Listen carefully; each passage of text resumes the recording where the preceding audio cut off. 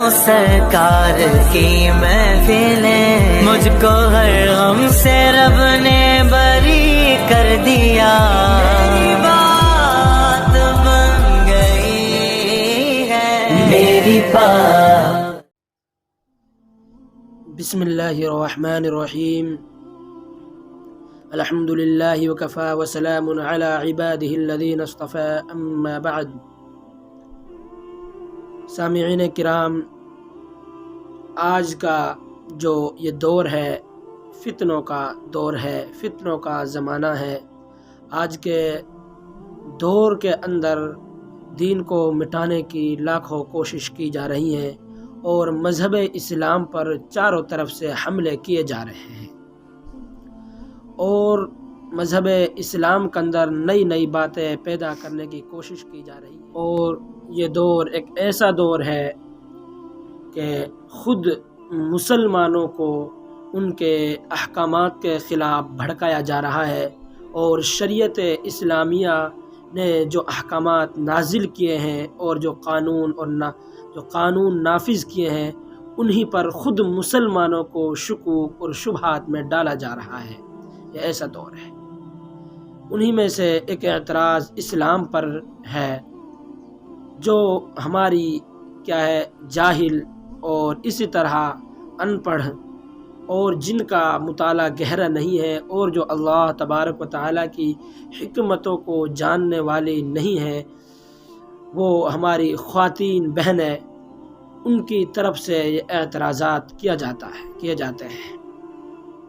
وہ اعتراض ہے کہ شریعت اسلامیہ نے بعض شرائط کے ساتھ مرد کو تو 4 شادیوں کی اجازت دی ہے، لیکن عورت کو کیوں نہیں دی؟ مرد 4 شادی کر سکتا ہے، 2 3 4 تک شادی کر سکتا ہے، لیکن عورت صرف ایک ہی شادی، ایک وقت میں ایک ہی شادی کر سکتی ہے، دوسرا نکاح نہیں کر سکتی۔ حالانکہ ہونا تو یہ چاہیے تھا کہ جس طرح مرد کو 4 کی اجازت دی گئی، عورت کو بھی 4 کی اجازت دینی چاہیے تھی۔ یہ بڑا اعتراض آج اٹھایا جا رہا ہے، اور میرے خواتین بہنوں، یہ جو اعتراض ہے، ہونا تو یہ چاہیے تھا کہ صرف اللہ کا حکم سمجھ کر کہ اللہ نے جیسا کہہ دیا، جیسے شریعت نے بتا دیا، کہ اس پر عمل پیرا ہو جاتے اور عمل کر لیتی، لیکن آج ایسا نہیں ہو رہا ہے، کیونکہ اللہ تبارک و تعالیٰ بڑے باریک بھی ہیں، اور اللہ تبارک و تعالیٰ حکیم ہے۔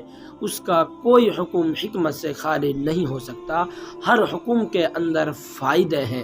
تو ہونا یہ چاہیے تھا کہ فوراً جیسے اللہ نے احکامات اتارے ہیں، قانون بنائے ہیں، اس کے مطابق عمل کر لیتی، لیکن ایسا نہیں ہو رہا ہے۔ اور یہ بات کہہ کر کہ صرف اللہ کا حکم ہے، اس بات کو دبایا نہیں جا سکتا، اور اس اعتراض کو ختم بھی نہیں کیا جا سکتا، بلکہ اس کا جواب عقل سے دینا ضروری ہے، کیونکہ آج کا جو دور ہے، یہ علم کا، سائنس اور میڈیا کے انفجار کا آج یہ دور ہے۔ اس لیے عقلی جواب دینا بہت ضروری ہے۔ اس لیے میں آپ کو اس کا ایک عقلی جواب دوں گا اور سمجھانے کی کوشش کروں گا، انشاءاللہ اس کے بعد کبھی بھی ہمارے خواتین کے ذہن میں یہ سوال پیدا ہی نہیں ہوگا۔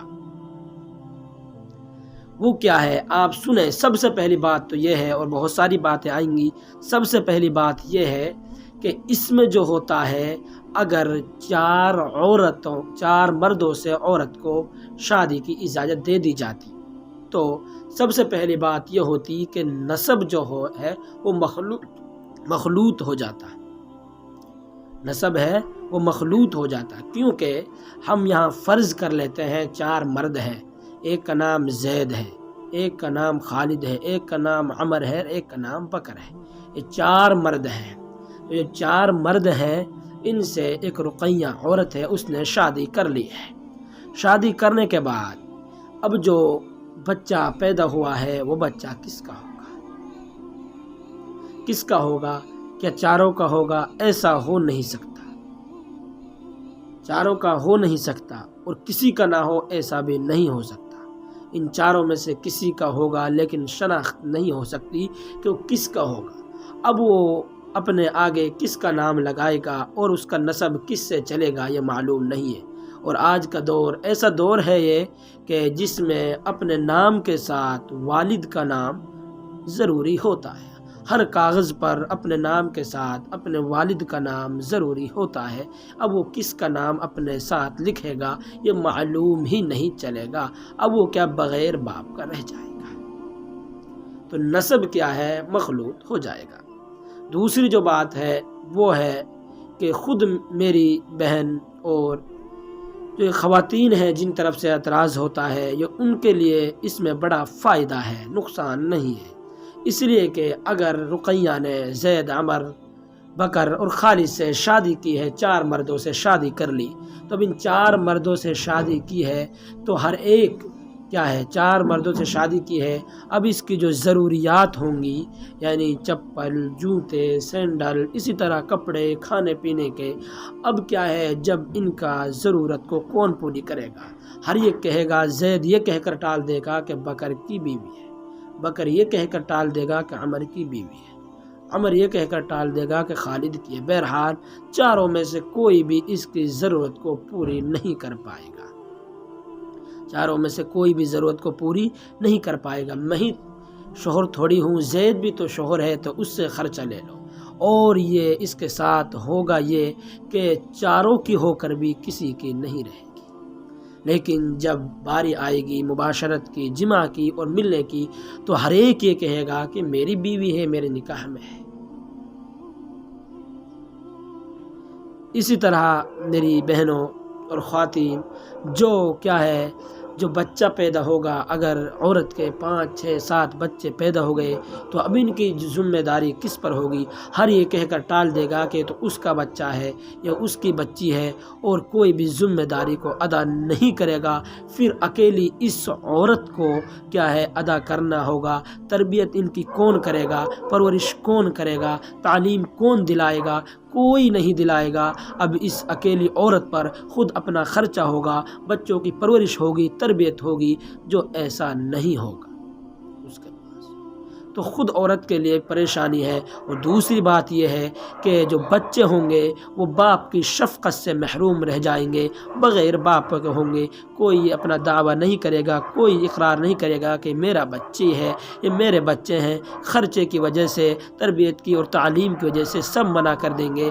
اب یہ عورت پریشان رہے گی۔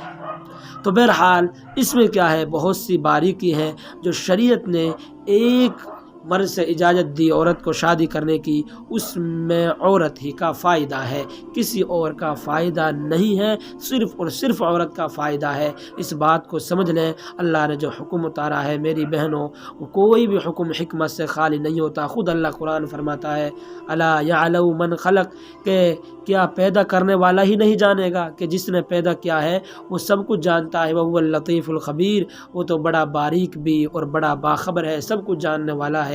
اس لیے اللہ نے جو حکم اتار دیا وہی حق ہے، وہی سچ ہے، عقل کے مطابق، اور یہی ہے، سب کچھ یہی صحیح ہے، اسی کے اندر مصلحتیں چھپی ہوئی ہیں۔ اس لیے یہ اعتراض بالکل لغو ہے، اور یہ اعتراض ان کی طرف سے ہوتا ہے جن کا ایمان کمزور ہے، اللہ کی حکمتوں پر جن کی نگاہ نہیں ہے، جن کا مطالعہ گہرا نہیں ہے، ان کو یہ کیا اعتراض ہوتا ہے۔ بہرحال اللہ تبارک و تعالی مجھ کو بھی اور تمام مسلمانوں کو، اور خاص طور سے ہماری خواتین کو سمجھ عطا فرمائے۔